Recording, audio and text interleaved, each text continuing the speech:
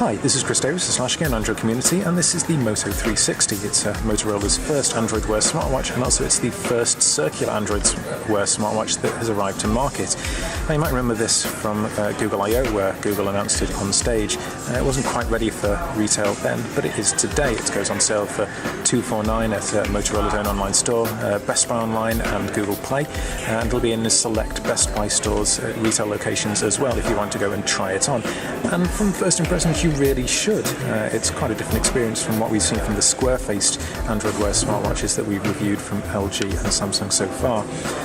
It uses an LCD screen that Motorola itself had a hand in designing, and it's an incredible panel actually. You have very, very small bezels between the edge of the screen and the surrounding of the stainless steel casing. The only kind of marring point is this slice at the bottom, as Motorola refers to it.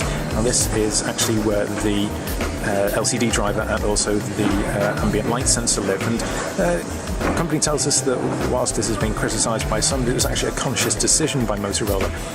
They decided to put that there because if they'd put the LCD driver elsewhere in the form factor, they couldn't have had these tiny, tiny bezels.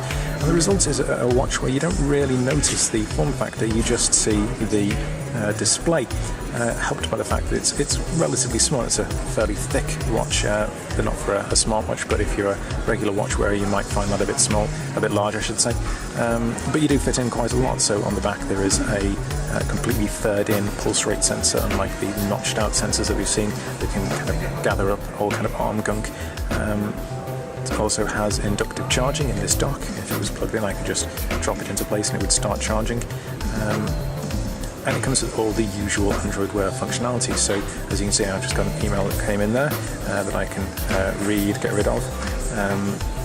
Pedometer built in, weather, and it has Google Now support, of course, so you can say, "Okay Google, what time is it in Berlin?"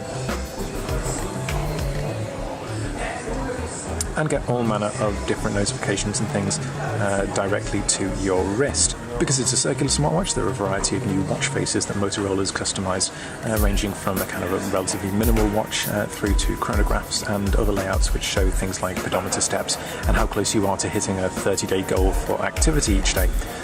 The standard bands are this black finish as well as a grey version, and Best Buy will have a limited edition suede finish grey, which is on sale exclusively through its website and in its stores. Later on in the fall there'll be a metal bracelet version, again both in black and silver, and you'll be able to retroactively buy those bands and fit them to the 360 yourself if you prefer. Motorola will also have a selection of different leather bands, and it's picked one of its local Chicago leather tannery companies to supply those, and it's a pretty decent band. You get a very thick leather, feels quite high quality, and it helps make the Moto 360 feel more like a regular watch rather than being a geeky piece of arm furniture. And that's really what the 360 is all about. It does exactly the same as all of the other smartwatches running Android Wear we've seen recently, but it does it in a way which looks a whole lot more appealing perhaps, and this is something that Motorola is hoping will take it outside the realm of basic smartwatch and instead make it into a wearable device, a piece of jewellery, something which will appeal to people other than the standard geek audience. We'll know whether they've succeeded when sales kick off today. We'll have a full review up on /Again very soon, and thanks very much for watching.